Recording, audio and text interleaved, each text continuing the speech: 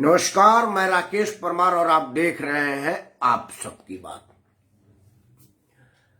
मित्र, आप सबके बात में जो सबसे महत्वपूर्ण बात है वो ये कि हमारे समाचार चैनलों को एक संक्रमण रोग का खतरा बढ़ गया है। मतलब सबके सब एक ही रोग के संक्रमित हो गए हैं। हमारे समाचार वाले कब वयस्क होंगे, कब सुधरेंगे, कब उनमें समझ आएगी, इस बात की समझ मुझे नहीं है। अगर आपको हो तो जरूर बताइएगा। ये बात मैं क्यों कह रहा हूं? एक स्वर्ण पदक हमारा देश का कोई खिलाड़ी जीतता है तो उसके ननिहाल तक का फुटेज दिखा दी जाती है। बढ़िया बात है, प्रोत्साहित करना चाहिए। लेकिन एक ही समाचार को 24 घंटा और महीनों दिन तक पेरते रहने का क्या मतलब है? एक खिलाड़ी कोई 50 रन बना देता है तो उसके गर्लफ्रेंड के दर्जी के दुकान तक की इंटरव्यू चला दी जाती है, वो भी लगातार चलाया जाता है। अभी रूस यूक्रेन विवाद चल रहा है, युद्ध है, विभिन्नता है। समाचार चैनल पर आप जो प्रमुख समाचार चैनल है, एबीपी, जी न्यूज, आज तक, ये जो समाचार चैनल है, इन पर आपने 19 तारीख से आज तक अगर कोई और समाचार सुना हो, देखा हो, खबर आई हो तो आप मुझे जरूर अवगत कराइएगा और साथ में ये बताएंगे कि किस समय पर दिखाया गया है। क्योंकि 24 घंटा तो मैं टीवी के सामने रहता नहीं, लेकिन जो प्राइम टाइम आदमी 7-8 बजे से समाचार खोलता है या सुबह 7-8 बजे समाचार खोलता है 10 बजे तक, तब तक यूक्रेन रूस विवाद और वहां के बमबारी के अलावा और कुछ नहीं है, कुछ बताया नहीं जा रहा है। सबसे मजे की बात है कि एक ही विजुअल, एक ही फुटेज सभी समाचार चैनलों पर आता है। बोलने का, प्रेजेंटेशन करने का तरीका अलग अलग है। इसीलिए मैं आपसे कहता हूं कि जो कहीं नहीं है वो हमारे पास है। मैं उन्हीं विषयों पर चर्चा करता हूं, विचार विमर्श करता हूं, आपका आशीर्वाद लेना चाहता हूं, आपसे सुझाव लेना चाहता हूं। जो समाचार चैनलों पर या तो छूट जाता है या छोड़ दिया जाता है या उसको लेने के लिए मनाही कर दी जाती है, जो विषय जो वजह रहा हो, मैं इसके डीप में नहीं जाना चाहता। आप सब जानते हैं, आपको समझाने की जरूरत नहीं है। मित्रों, यूक्रेन रूस से आप ऊब गए होंगे, इसलिए आप हमको अपना आशीर्वाद दीजिए। 15-20 मिनट तक आपके साथ रहूंगा, अंत तक बने रहिएगा। और आपसे हाथ जोड़ के प्रार्थना है कि आप इस वीडियो को लाइक करें, शेयर करें और अपने सभी समूहों में साझा करें। चैनल को सब्सक्राइब करना बिल्कुल ना भूलें, क्योंकि इस पर वही खबरें दिखाई जाती है, उसी पर विचार विमर्श होता है जो कहीं नहीं होता है, जो कहीं नहीं बताई जाती है, या लोग उसको बताने लायक नहीं समझते हैं। मुद्दा चाहे बेशक कितना हो जुर्म और अत्यंत आवश्यक क्यों ना हो। मैं बात कर रहा हूं एक कि जरा याद करो वो कहानी जब खोल गया था आपका खून और आप एकदम हो गए थे पानी पानी। आपने ये सोचने पर दुनिया को मजबूर कर दिया था कि भाई आपकी शक्ति है और आपका मत डाल सकते हैं, आप तख्ता पलट सकते हैं, और आपने पलटा है। मित्रों, चुनाव आयोग सक्रिय हुआ है, बहुत सारा सुधार हुआ है। आज चुनाव आयोग की सक्रियता से ही हम ये जान पाए हैं कि कौन आदमी पर कितने आपराधिक मुकदमा दर्ज है, कौन आदमी पर कितना बैंक बैलेंस है, कितना कर्जा है, वो किस बैंक से फ्रॉड कर रहा है, क्या क्या है, इत्यादि इत्यादि। अब ये एफिडेविट में देना अनिवार्य हो गया है। वो अलग बात है कि वो एफिडेविट यूट्यूब पर, समाचार चैनल पर या वहां नहीं होता, वो चुनाव आयोग के पोर्टल पर होता है। हालांकि वो भी सार्वजनिक मंच है, कोई भी चाहे तो उसको देख सकता है, लेकिन पब्लिक उसको देखती नहीं है। ये प्रैक्टिस में नहीं है, लेकिन कम से कम अपलोड तो है। नहीं तो पहले तो पता नहीं चलता कि मेरा अपराधी है, मेरा कैंडिडेट या दूध का धुला हुआ है। लेकिन मैं आपको एक बात कह रहा हूं कि क्या ये आवश्यक नहीं है या क्या ये ठीक नहीं होता कि जिस तरह से चुनाव आयोग ने अपराधों की फेहरिस्त चस्पा करने का हुक्म जारी कर दिया है और लोग चुनाव आयोग के मजबूरी में लगा रहे हैं, उसका डिटेल भारी मन से ही सही बता रहे हैं, उसी तरह का एक फरमान जारी हो जाता कि भाई आप लोग जो मुद्दा उठाए हैं, अब तक उन मुद्दों पर भी एक बार एक संक्षिप्त परिचर्चा हो जाए। क्योंकि चुनाव के समय आदमी हिट एंड रन की तरह से मुद्दा उठाता है, हिट करके चल देता है। और सबसे मजे की बात है हमारे भारत महान में कि जो नेता जिस मुद्दे का विरोध करके चुनाव में आता है और जीत करके सरकार बनाता है, सरकार में आने के बाद सबसे पहले उन्हीं विषयों को लेता है और वही काम करता है जिसका विरोध करके वो आया है। मैं यहां से शुरू करता हूं, नरेंद्र मोदी कहां से शुरू करता हूं, आऊंगा 1952 तक। सबसे पहले नरेंद्र मोदी ने जो बड़ा मुद्दा उठाया था चुनाव में, जिसको बड़ा समर्थन मिला था और बड़ा अपील हुआ था, वो मुद्दा था काला धन लाएंगे, बैंक घोटालों से निजात दिलाएंगे और उन सबको गिरफ्तार करके जेल भेजेंगे, महंगाई पर नियंत्रण पाएंगे, कानून व्यवस्था का पालन करेंगे, राजनीति से अपराधीकरण को बिल्कुल समाप्त करेंगे। बहुत और कुछ था, वो मैं नहीं बोलूंगा, ये 4-5 मुद्दे आपको बता रहा हूं। आपको जान करके आश्चर्य होगा कि काला धन आएंगे तो दूर, नरेंद्र मोदी के बाद सरकार आने के बाद काला धन बढ़ा है, कम नहीं हुआ है। विदेशी जो पूंजी जमा है भारत का, जो काला धन जमा है, वो 1 भी रुपया नहीं आया, एक ढेले का पैसा नहीं आया, कोई पैसा नहीं आया है। 4-5 लाख तक का चुनाव, हाँ मैं कह रहा हूं यशवंत भाई, नमस्कार, चर्चा करूंगा इस पर। सबसे पहले आप इस वीडियो को अपने ग्रुप में शेयर करें, आप नहीं करते अपना आशीर्वाद दीजिए, 2-3-5 ग्रुपों में शेयर करिए ताकि आपके माध्यम से मेरा प्रार्थना चला जाए। नरेंद्र मोदी सरकार जब केंद्र में थी और कांग्रेस की सरकार केंद्र में विपक्ष में थी और कांग्रेस की सरकार केंद्र में थी, मनमोहन सिंह साहब प्रधानमंत्री थे, तो एफडीआई लाने की बात हुई, फॉरेन डायरेक्ट एक्सचेंज का पैसा था। भारतीय जनता पार्टी के सभी नेताओं ने कहा था कि फॉरेन का मतलब वो राहुल गांधी का विदेश में पड़ा हुआ पैसा इनडायरेक्ट लाया जा रहा है, इस बात की प्रयास हो रही है, हम इसको होने नहीं देंगे। तब 49% एफडीआई था, मतलब मैक्सिमम 49% एफडीआई भारत में आता, 51% भारतीयों के साथ साझेदार होने के बाद वो कंपनी चलती, मतलब कंपनी पर कुल मालिकाना हक, एब्सोल्यूट मालिकाना हक भारतीयों का होता है।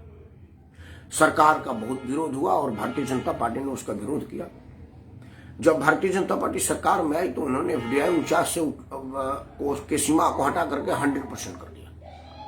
अब 100% एफडीआई है, 100% आप फॉरेन एफडीआई लगा सकते हैं, फॉरेन पैसा लगा सकते हैं। अब आप एक बात को समझिए कि क्या ये उचित है, क्योंकि आप लोकतंत्र के मंदिर में बैठने के लिए लोकतंत्र के बहाने से लोग के पास गए हैं ये कहने के लिए कि भाई आप मुझे वोट दीजिए, मैं एफडीआई खत्म कर दूंगा, ये सरकार में माने। और अब जब खुद सरकार में आ रहे हैं तो आप खुद ही एफडीआई को बढ़ा रहे हैं। मतलब एक एक विषय कहूंगा तो लंबा हो जाएगा। मतलब जिन जिन विषयों को नरेंद्र मोदी की सरकार ने उठाया था उन सब विषयों को आज वो कर रहा है। जो विषय, ये किसान बिल जिस पर 1 साल तक किसानों ने दिल्ली के दिल को बंद कर रखा था, ये किसान बिल एजेटिक अक्षरशः कामा फुल स्टॉप भी बदला नहीं है, वो सब कांग्रेस के जमाने वाला है। तब भाजपा इसका विरोध करती थी और कांग्रेस कहती थी कि ये राष्ट्र हित में है, किसान हित में है। जब भारतीय जनता पार्टी का है तो उस बिल को उसने खुद इंट्रोड्यूस किया, तब कांग्रेस उसका विरोध की जिस कांग्रेस ने उस बिल को बनाया था। मजे की बात यह है कि हमको किस तरह से बेवकूफ बनाया जा रहा है, हमारे भावनाओं के साथ किस तरह से खेला जा रहा है और अपना राजनीतिक रोटी सेकना, अपना उल्लू सीधा करने के लिए क्या क्या हद तक, किस किस हद तक किया जा रहा है, ये आप समझिए और ये आपको समझने की जरूरत है।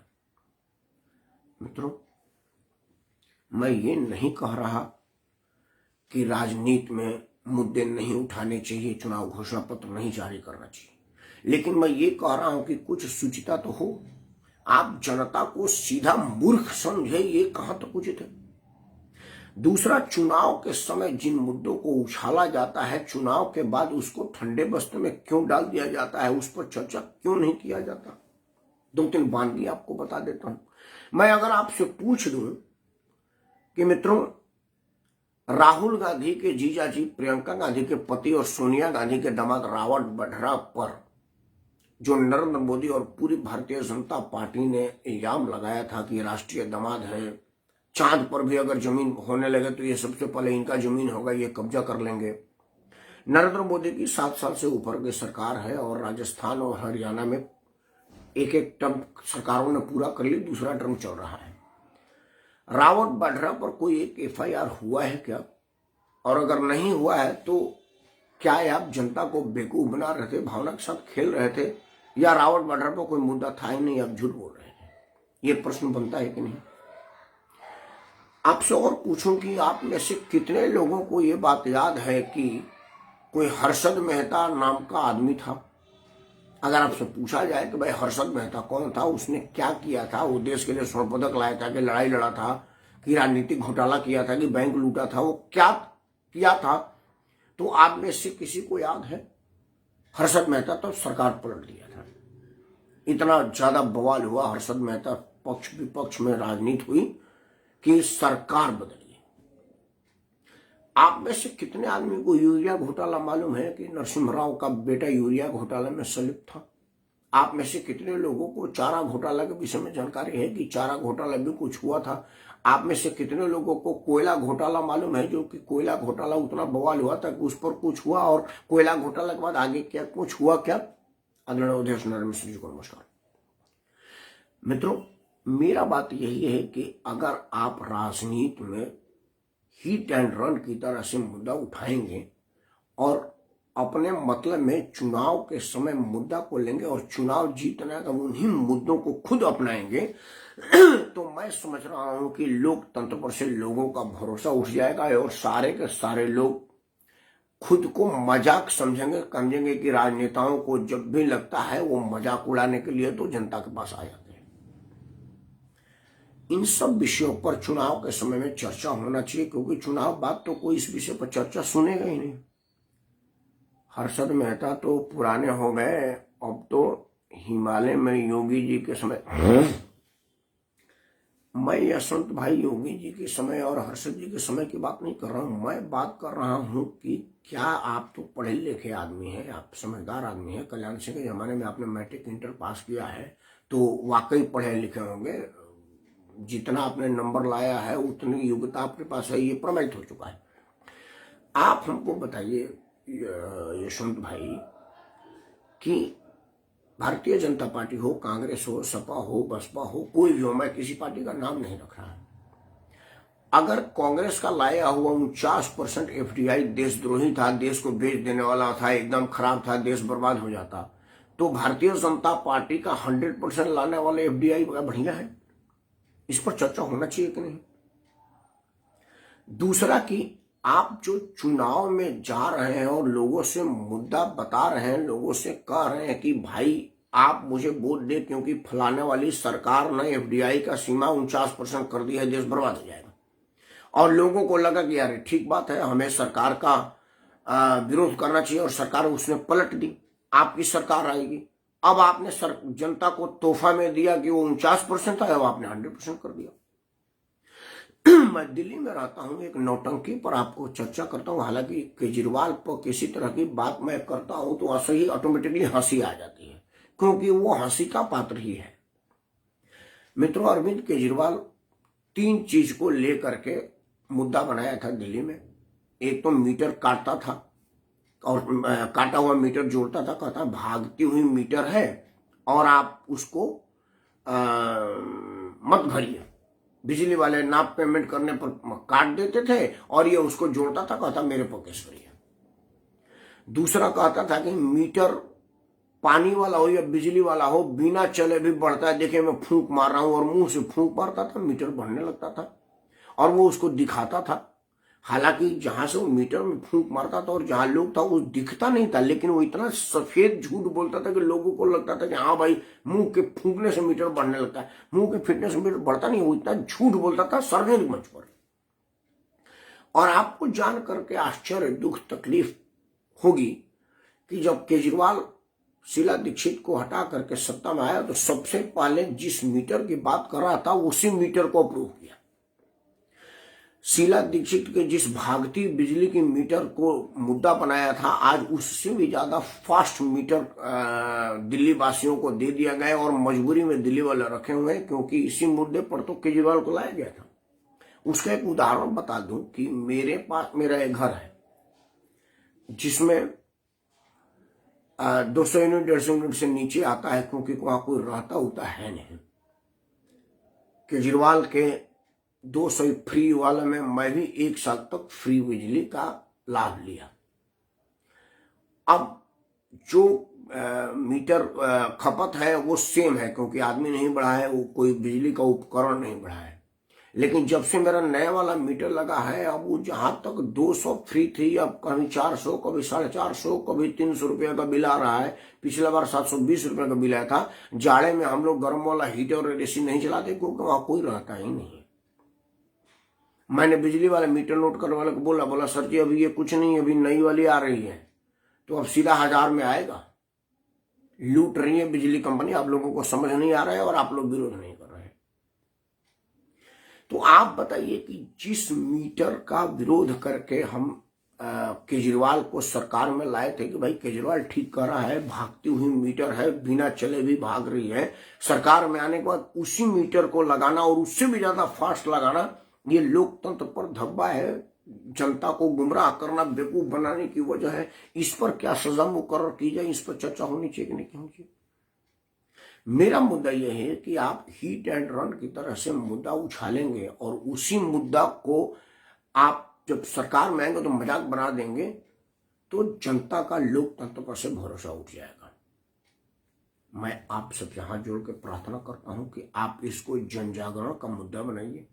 राजनेताओं को कहिए कि अगर आप चुनावी भाषणों पर किन्हीं मुद्दे को उठाते हैं तो सरकार के आने पर उसी पर अमल करें, आप उससे अलग ना हटे, क्योंकि आपको समर्थन उसी मुद्दे के विरोध की वजह से मिल दी गई है। अगर आप उसी को करेंगे तो फिर क्यों आपको लाया जाएगा, आप पर धोखाबाजी 420 का मुकदमा क्यों ना काम किया जाए, क्योंकि आपने कहा था कि ये मीटर भाग रहा है, आप हमको बदलिए, आप आए तो आप उसी मीटर को अप्रूव कर दिए।